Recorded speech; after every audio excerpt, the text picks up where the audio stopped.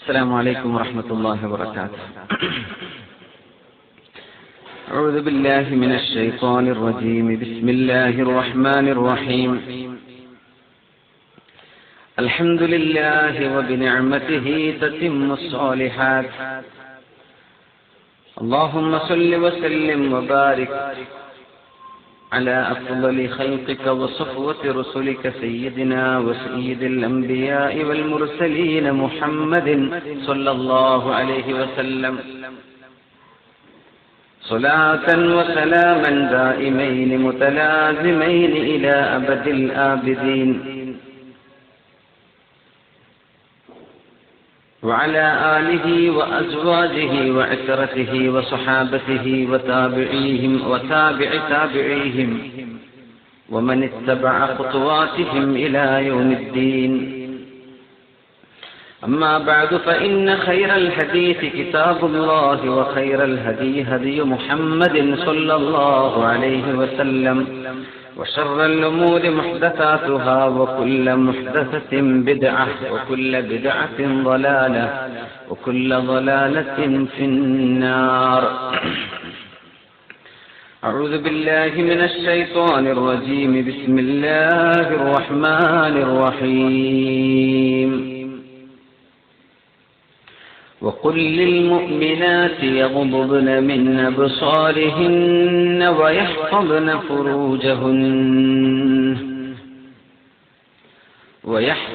فروجهن ولا يبدين زينتهن إلا ما ظهر منها، وليضربن بخمرهن على جيوبهن ولا يبدين زينتهن إلا لبعولتهن أو آبائهن أو آباء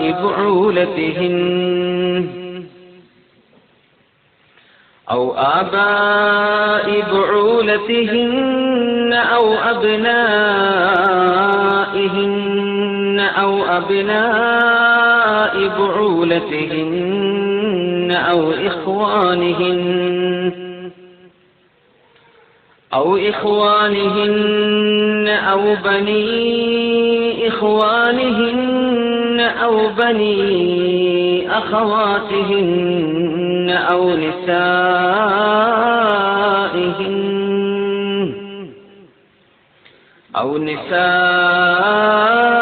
نسائهن أو ما ملكت أيمانهن أو التابعين غير أولي الإربة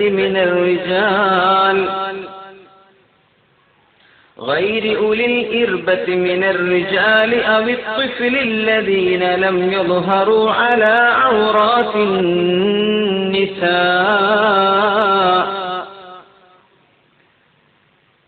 ولا يضربن بأرجلهن ليعلم ما يخفين من زينتهن. وتوبوا إلى الله جميعا أيها المؤمنون لعلكم تفلحون.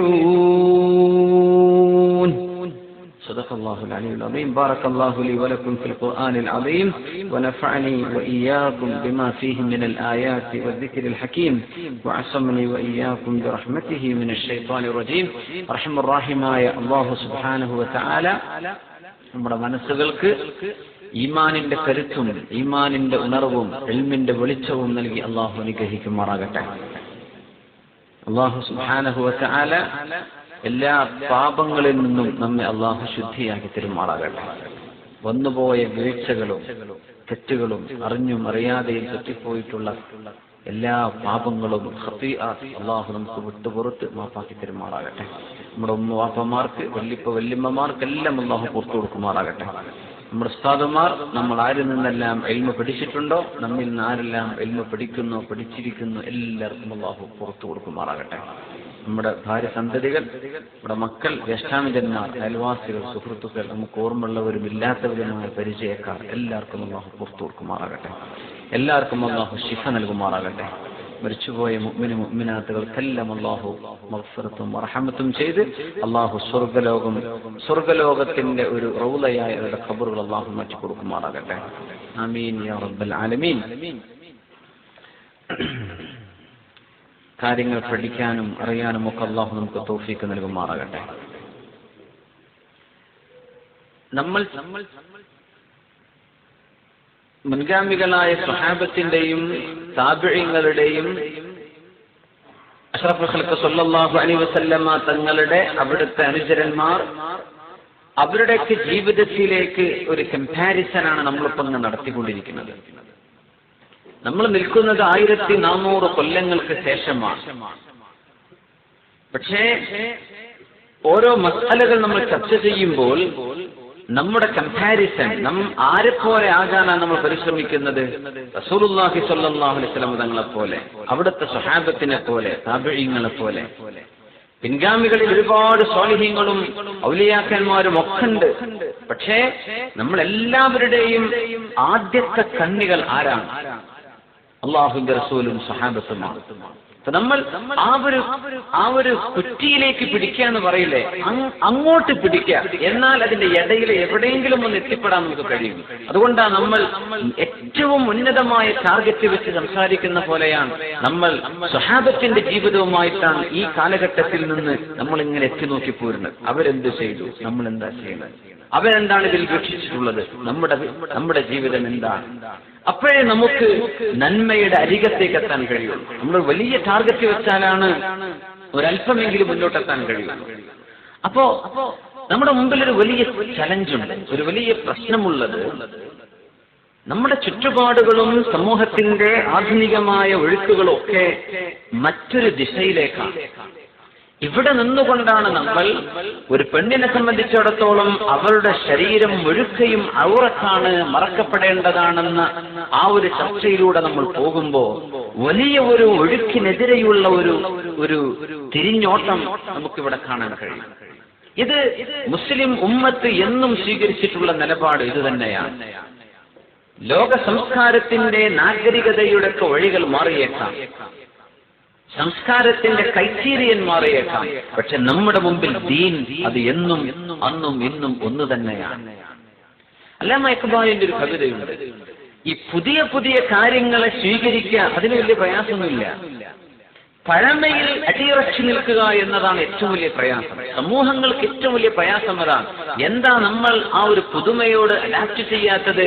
നമ്മിൽ അഡാപ്റ്റബിലിറ്റി ഇല്ലയോ, ഫ്ലെക്സിബിലിറ്റി ഇല്ലേ എന്നൊക്കെ ചോദിക്കും ആൾക്കാർ. പക്ഷേ പഴമയിൽ അത് ഓൾ ദീസ് ഗോൾഡ് എന്ന് പറഞ്ഞ പോലെ ആ ഒരു നന്മയിലേക്ക് നമ്മൾ സ്റ്റിക്ക് ചെയ്ത് നിൽക്കുക എന്ന് പറഞ്ഞത് വലിയൊരു ചലഞ്ചാണ്. आईने नौ से डरना तर्ज़े कुहन पे उड़ना, आईने नौ से डरना तर्ज़े कुहन पे उड़ना, मंजिल यही कठिन है कौमों की जिंदगी में. ആയിനെ നൗ, പുതിയ നിയമങ്ങൾ, പുതിയ സംവിധാനങ്ങൾ, പുതിയ ജീവിത രീതികൾ. ആയിനെ നൗ സെ ഡർന, ഇതിനോടൊക്കെ പാനിക്, ഇതിനൊക്കെ പേടിയോടുകൂടെ കാണുക. ആ പഴയ രീതിയിൽ പറന്നുകൊണ്ടേയിരിക്കുക. മൻസിൽ യഹി കഠിൻ ഹേ, ഇത് കഠിനമായ ഒരു ജോലിയാണ്. ഖൗമോं की जिंदगी में, ഒരു സമൂഹത്തിന്റെ ജീവിതത്തിൽ ഇത് വലിയ പ്രയാസമാണ്. സമൂഹങ്ങൾക്കിത്, വ്യക്തികൾക്ക് എളുപ്പമായിരിക്കും. നമ്മൾ ആലോചിക്കുന്നത് ഇസ്ലാമിന്റെ ഹിജാബിന്റെയും മറയുടെയും ആ സംസ്കാരത്തിൽ ജീവിക്കുന്ന ഒരുപാട് കുടുംബങ്ങൾ ഇന്നും നമുക്കുണ്ട്, അൽഹംദുലില്ലാഹ്. ഇല്ലേ? എത്രയോ ആരൊക്കെ മെഹ്റമുകളാണ്, ആരൊക്കെ മെഹ്റമുകളല്ല എന്ന് അന്യോന്യം കാണാൻ പറ്റുന്നവരും പറ്റാത്തവരും ആരൊക്കെയാണെന്ന് മനസ്സിലാക്കി ഒരു വീടിന്റെ ഉള്ളിൽ ജീവിക്കുന്ന ആളുകളിൽ പോലും ഈ തരത്തിലുള്ള അച്ചടക്കം പാലിക്കുന്ന എത്രയോ കുടുംബങ്ങൾ ഈ ഉമ്മത്തിൽ ഇന്നും ബാക്കിയുണ്ട്, അൽഹംദുലില്ലാഹ്. അതല്ല, മൻസിൽ യഹി കഠിൻ ഹേ ഖൗമോं की जिंदगी में, ഇത് ഒരു സമൂഹത്തിന്റെ സംസ്കാരമായി കൊണ്ടുവരാൻ നമ്മുടെ മുമ്പിൽ ഒരുപാട് പ്രതിസന്ധികൾ നിലനിൽക്കുന്നുണ്ട്. അതിനെ തരണം ചെയ്യണം നമ്മൾ. വ്യക്തികൾക്ക് അത് എടുക്കാൻ എളുപ്പമാണ്. നമ്മുടെ ഉമ്മത്തിന് ഇത് ഒരുമിച്ചെടുക്കാൻ സാധിക്കണം. ആ ഒരു വലിയ ചലഞ്ച് മുന്നോട്ട് കണ്ടുകൊണ്ടാണ് നമ്മൾ ഈ ചർച്ചയിൽ മുന്നോട്ട് പോകുന്നത്. അല്ലാഹു സുബ്ഹാനഹു വ തആല അവന്റെ നിയമങ്ങൾക്ക് ഫലഹു അസ്ലിമു, അല്ലാഹുവിന്റെ നിയമങ്ങൾക്ക് നിങ്ങൾ അങ്ങോട്ട് അനുസരിക്കും. ഇതല്ലേ അല്ലാഹു പറഞ്ഞത്? അല്ലേ? ഫലഹു അസ്ലിമു വബശ്ശിരിൽ മുഖ്ബിതീൻ. സൂറത്തുൽ ഹജ്ജിലാണ് അല്ലാഹു സുബ്ഹാനഹു വ തആല അങ്ങനെ ഒരു പരാമർശം, അങ്ങനെ ഒരു വിഷയം അല്ലാഹു സുബ്ഹാനഹു വ തആല ഫലഹു അസ്ലിമു. ബിസ്മില്ലാഹിർ റഹ്മാനിർ റഹീം. ولكل أمة جعلنا منسكا ليذكروا اسم الله على ما رزقهم من بهيمة الأنعام فإلهكم إله واحد فله أسلموا وبشر المخبتين. ഫലഹു അസ്ലിമു, അല്ലാഹുവാണ് നിങ്ങളുടെ റബ്ബ്. ആ റബ്ബിനെ നിങ്ങൾ സബ്മിറ്റ് ചെയ്യുക. ഇസ്ലാം എന്ന വാക്കിനർത്ഥം സബ്മിഷൻ എന്നാണല്ലോ. നമ്മളെ സമർപ്പിക്കുക. ആർക്ക്? അള്ളാഹുവിന്റെ ആഗ്രഹത്തിന് നമ്മളെ സമർപ്പിക്കുകയാണ്. അപ്പോഴേ നമ്മൾ മുസ്ലിം ആകുന്നുള്ളൂ, അപ്പോഴേ നമ്മൾ അള്ളാഹുവിന്റെ ആളുകളാകുന്നുള്ളൂ. ഫലഹു അസ്ലിമു. അവിടെ നമ്മൾ ബുദ്ധി നോക്കുന്നില്ല, അവിടെ നമ്മൾ അതിന്റെ യുക്തി എന്താണെന്ന് നോക്കുന്നില്ല. അങ്ങനെയാണ് അള്ളാഹുവിന്റെ നിയമത്തെ അന്ധമായിട്ട് അനുസരിക്കുക. ഇതാണ് ഇസ്ലാം. അള്ളാഹുവിൻ്റെതാണ് എന്ന് ബോധ്യപ്പെട്ടാൽ പിന്നെ അവിടെ ചോദ്യമില്ല. അള്ളാഹു അങ്ങനെ പറഞ്ഞിട്ടുണ്ടോ ഇല്ലേ എന്ന് മാത്രമേ ഇവിടെ പ്രശ്നമുള്ളൂ. റസൂലുള്ളാഹി സ്വല്ലല്ലാഹു അലൈഹി വസല്ലം അങ്ങനെ പറഞ്ഞോ ഇല്ലേ, മറ്റൊരു ചോദ്യം അവിടെ ഇല്ലല്ലോ. അങ്ങനെ ഒരു ചോദ്യത്തിന്റെ പ്രസക്തി ഇസ്ലാമിലേക്ക് കടന്നു വരുന്നതിന്റെ മുമ്പാണ്. അതിന്റെ മുമ്പ് അവൻ പഠിച്ചോട്ടെ ഖുർആനിന്റെ എന്താണ്, ഖുർആനിന്റെ ആധികാരികത എന്താണ് പഠിച്ചോട്ടെ, ആരാണ് റസൂലുള്ളാഹി സ്വല്ലല്ലാഹു ഒക്കെ പഠിച്ചോട്ടെ. ഷഹാദത്ത് ചൊല്ലി കടന്നു വന്നാൽ ഫലഹു അസ്ലിമു, പിന്നെ അല്ലാഹുവിന്റെ വിധേയത്വം, പിന്നെ അള്ളാഹുവിന് കണ്ണടച്ചുള്ള വിധേയത്വമാണ്. അവിടെ വേറെ ചോദ്യങ്ങളില്ല. പന്നിമാംസം തിന്നാൻ പാടില്ല എന്ന ഇസ്ലാമിന്റെ ഹുക്മിൽ പോലും ഞാൻ ഒരു ആമുഖം ഈ വിഷയത്തിലേക്ക് പറഞ്ഞിടുകയാണ്. പന്നിമാംസം തിന്നാൻ പാടില്ല, അത് ഹറാമാണ്. ലഹ്മുൽ ഖിൻസീർ അല്ലേ, പോർക്ക് ഹറാമാണ്. എന്തുകൊണ്ട് ഹറാമാണ്? നമുക്ക് അല്ലാഹു കാരണം പറഞ്ഞു തന്നിട്ടില്ല. നമുക്ക് മനസ്സിലാകുന്ന ചില കാരണങ്ങളുണ്ട്. അതിൽ ഇന്ന മാലിന്യങ്ങളൊക്കെ ഉള്ള ജീവിയാൻ, അതിൽ ഇന്ന വിഷാംശങ്ങൾ ഉണ്ടാകാം, അതിന്റെ ചില ജേംസുകൾ ഉണ്ടാകാം. അത് അല്ലാഹു പറഞ്ഞു തന്നിട്ടുണ്ടോ? ഇല്ല. അല്ലാഹുവിന് ഹിക്മത്തുണ്ട്, പക്ഷെ പൂർണ്ണമായി നമുക്ക് അറിഞ്ഞുകൊള്ളുന്നില്ല. സഹലൂൽ അൽ നജ്ജാർ എന്ന് പറഞ്ഞ വലിയ ഒരു പണ്ഡിതൻ ഈ അടുത്ത ഏതാനും 3 വർഷങ്ങൾക്ക് മുമ്പത്തെ ദുബൈ ഇന്റർനാഷണൽ ഖുർആൻ അവാർഡിന്റെ പേഴ്സണാലിറ്റി അവാർഡ് കിട്ടിയ ഇന്ന് ജീവിച്ചിരിപ്പുള്ള പണ്ഡിതനുണ്ട്. സഹലൂൽ അൽ നജ്ജാർ വലിയ പണ്ഡിതനാണ്, ഈജിപ്തുകാരനാണ്. അദ്ദേഹം UK പഠിച്ച ആളാണ്. അന്ന് അദ്ദേഹം ബ്രിട്ടീഷ് യൂണിവേഴ്സിറ്റിയിൽ പഠിക്കുമ്പോൾ സുഹൃത്തുക്കൾക്ക് ചോദിച്ചു പോലും ഇസ്ലാമിൽ പന്നിമാംസം ഹറാമാണ് അല്ലേ, എന്താ കാരണം? അപ്പൊ അദ്ദേഹം അന്ന് വലിയ പഠിച്ചായിട്ടില്ല. അദ്ദേഹം പറഞ്ഞു, അത് അഴുക്ക് തിന്നുന്ന, ഡേർട്ട് തിന്നുന്ന സാധനമല്ലേ, വിസർജ്യം തിന്നുന്ന സാധനമല്ലേ. അപ്പൊ പറഞ്ഞു, സപ്പോസ് അങ്ങനെ ഇരിക്കുകയാണ്, നമ്മൾ സങ്കല്പിക്കുന്നു ഒരു സ്വൈൻ ഫാം, പന്നികൾക്ക് മാത്രമുള്ള ഒരു ഫാം. അവിടെ നമ്മൾ അവർക്ക് നല്ല ഫീഡിങ് കൊടുത്തിട്ട് നല്ല ഭക്ഷണം കൊടുത്ത് വളർത്തുന്ന ഒരു പന്നിയാണെങ്കിൽ അത് തന്നെ നിങ്ങൾക്ക് ഹറാമാണോ? അദ്ദേഹം പറഞ്ഞു, എപ്പോഴും ഹറാമാണ്. എന്തുകൊണ്ട്? കാരണം പറയാൻ കഴിയില്ല. കാരണം നമ്മൾ ഉദ്ദേശിച്ച കാരണം അവിടെ നടക്കുന്നില്ലല്ലോ എന്ന് നമ്മൾ ചിന്തിക്കുക. അള്ളാഹു പറഞ്ഞത് ഹറാമാണെന്ന ഫലഹു അസ്ലിമു. അദ്ദേഹം പറഞ്ഞു, അദ്ദേഹം തന്റെ അനുഭവത്തിൽ ഇത് പറഞ്ഞു. ഞാൻ അങ്ങോട്ട് പ്രയാസപ്പെട്ടു പോയി, മറുപടി പറയാൻ കഴിയില്ലല്ലോ. ഇത് ഡേറ്റ് തിന്നാൻ ഒരു അവസരം പോലും കൊടുക്കാതെ ഈ സാധനത്തെ നല്ല ഒരു ഷെഡിൽ അതിനാവശ്യമായ പരിപോഷണം കൊടുത്ത് വളർത്തിയാൽ ഇതിനർത്ഥത്തിന് എന്താണ് കുഴപ്പം? കുഴപ്പമില്ലേ? ആണോ? കുഴപ്പമാണ്, അതിലാർക്കും സംശയമില്ല. സഹലൂൽ അൽ നജ്ജാറിന് അവിടെ മറുപടി കൊടുക്കാൻ പറ്റിയില്ല. അദ്ദേഹം കുറെ നാളുകൾ വളരെ വിഷമിച്ചു. പഠിച്ചുകൊണ്ടിരിക്കുന്ന അണ്ടർ ഗ്രാജുവേറ്റ്. അദ്ദേഹം പറഞ്ഞു, അദ്ദേഹം സയൻസ്, ബയോളജി, സുവോളജി എന്നാണ് അദ്ദേഹത്തിന്റെ സ്പെഷ്യലൈസേഷൻ. പിന്നെ അദ്ദേഹം ഒരുപാട് ദീനും ഖുർആനൊക്കെ പഠിച്ചു. ഖുർആനിന്റെ മുഅ്ജിസത്തോടെ സംബന്ധിച്ച് ഒരുപാട് ടോക്കുകൾ നമുക്ക് ഒരുപാട് കാണാൻ കഴിയും അദ്ദേഹത്തിന്റെ. അദ്ദേഹം പറഞ്ഞു, ഞങ്ങൾ കോളേജിൽ നിന്ന് ഒരു സ്റ്റഡി ടൂർ പോയി, ജീവികളെ പഠിക്കാനുള്ള യാത്രയാണ്. അന്ന് ഞങ്ങൾ ഒരിക്കൽ പോയത് ഒരു സ്വൈൻ ഫാമിലേക്കാണ്. പന്നികളെ വളർത്തുന്ന ഒരു ഫാം കണ്ട് പഠിക്കാൻ വേണ്ടി ഞങ്ങൾ ഒരു സ്റ്റഡി ടൂർ പോയി. അന്ന് അള്ളാഹു എന്നെ രക്ഷിച്ചു എന്ന് പറഞ്ഞു. ഞങ്ങളന്ന് ചെന്നു, ബസ്സിറങ്ങി ഞങ്ങളെ ഫാമിലേക്ക് ഇങ്ങനെ നടക്കുകയാണ്. ഞാനും എന്റെ കൂട്ടുകാരും മുസ്ലിമീങ്ങളായ കൂട്ടുകാർ അവരൊക്കെ കൂടെ നടക്കുന്ന നടത്തത്തിൽ ഞങ്ങൾ ആ ഫാമിൽ കണ്ടതന്നെ നല്ല മനോഹരമായി നിർത്തിയിരിക്കുന്ന ഈ ഇഞ്ചീരിന്റെ കൂട്ടങ്ങളിൽ, പന്നിക്കൂട്ടങ്ങളിൽ ഓരോന്നും തൊട്ടടുത്ത ആളിന്റെ വിസർജ്യം തിന്നുന്നത് ഞങ്ങൾ കണ്ടുകൊണ്ട് കണ്ടു. അപ്പൊ ഞാൻ കാണിച്ചു കൊടുത്തു, കണ്ടില്ലേ, നിങ്ങൾ എത്ര കൂട്ടിലിട്ട് വളർത്തിയാലും ഈ സാധനം വിസർജ്യം തന്നെ തിന്നുള്ളൂ. ചാൻസ് കിട്ടിയാൽ തിന്നും. അത് അതിൻ്റെതാണെങ്കിലും തിന്നും, തന്റെ അയൽവക്കക്കാരൻ്റെതാണെങ്കിലും തിന്നും. ഇത് തിന്നുന്നത് കണ്ണുകൊണ്ടവർ കണ്ടു, അള്ളാഹു കാണിച്ചു കൊടുത്തു. അത് അഖലിയായി ചിന്തിക്കുന്ന ഒരു സമൂഹത്തിന് അള്ളാഹു കൊണ്ട് കാണിച്ചു കൊടുത്തതാണ്. അത് കണ്ടില്ലെങ്കിൽ പോലും ഹറാം ഹറാം എന്നല്ലേ, വാജിബ് വാജിബ് തന്നെയല്ലേ. അവിടെ നമുക്ക് ഒരു ഡോക്ടറുടെയോ സയൻസിന്റെയോ ഒരു സർട്ടിഫിക്കേഷന്റെ ആവശ്യമില്ല. നമ്മൾ അങ്ങനെ മനസ്സിലാക്കണം. നോമ്പ് നോൽക്കുന്നത് തടി കുറക്കാനല്ല. റമളാനിന്റെ നോമ്പ് വരാൻ പോകുന്നു, ഡോക്ടർമാരെ വെച്ച് ചർച്ച ഉണ്ടാകും. നമ്മൾ ടി വിക്കാർക്കൊക്കെ എന്താ ഡോക്ടർക്ക് എന്താ, ഡോക്ടറിന് എന്ത് പറഞ്ഞോട്ടെ, റമളാനിന്റെ നോമ്പ് പുണ്യമായ റമളാനല്ലേ, നോമ്പ് ഡോക്ടറിന് പറഞ്ഞു വിചാരിക്കുന്നത് അസിഡിറ്റി ഉണ്ടാവുന്ന മേലെ തല പോയ ഡോക്ടർമാർക്ക് പറയാൻ പറ്റും. ഇത്രയും നേരം ഭക്ഷണം കഴിക്കാതിരുന്നാൽ അസിഡിറ്റി ഒക്കെ വയറിൽ ഉണ്ടാവാൻ സാധ്യതയുണ്ട് എന്ന് പറയുന്നവരുണ്ട്. അവര് എന്തു പറഞ്ഞോട്ടെ, അല്ലാഹുവിന്റെ ഹുക്മാണ്. ആ റമദാനിൽ ജീവനോടെ ബാക്കിയുള്ള മുഴുവൻ ആളുകളും നോമ്പ് നോൽക്കാൻ കഴിയുന്നവർ നോമ്പ് നോൽക്കണം. തടി കുറക്കാൻ വേണ്ടി സുന്നത്ത് നോമ്പ് വെച്ചിട്ട് കാര്യമില്ല, കൂലിട്ടൂല. കൊളസ്ട്രോളും പ്രഷറൊക്കെ ഉണ്ട്, എന്നാ പിന്നെ ഭക്ഷണം അതും പറ്റൂല ഇതും പറ്റൂല, എന്നാ പിന്നെ കടക്കട്ടെ നോമ്പ്. എന്റെ ഹബീബായ റസൂലുള്ളാഹി സ്വല്ലല്ലാഹു അലൈഹി വസല്ലമ തങ്ങൾ സുന്നത്ത് നോമ്പ് നോക്കിയിട്ടുണ്ട്.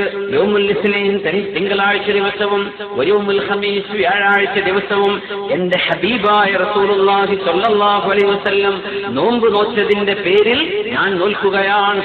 അങ്ങനെ നിയത്ത് ചെയ്താൽ ആ നോമ്പിന് കൂലുണ്ട്. അല്ലാത്ത കൊളസ്ട്രോൾ കുറഞ്ഞെന്ന് വരും, നോമ്പിന് കൂലിട്ടൂല. അപ്പോ നമ്മൾ ഹിക്മത്തിലെ അള്ളാഹുവിന്റെ നിയമത്തെ അംഗീകരിക്കുകയാണ്. ഫലഹു അസ്ലിമു, അതാണ് ദീൻ. അവിടെ വേറെ ചോദ്യങ്ങളില്ല. സല്ലു അലൻ നബി മുഹമ്മദിൻ വആലി.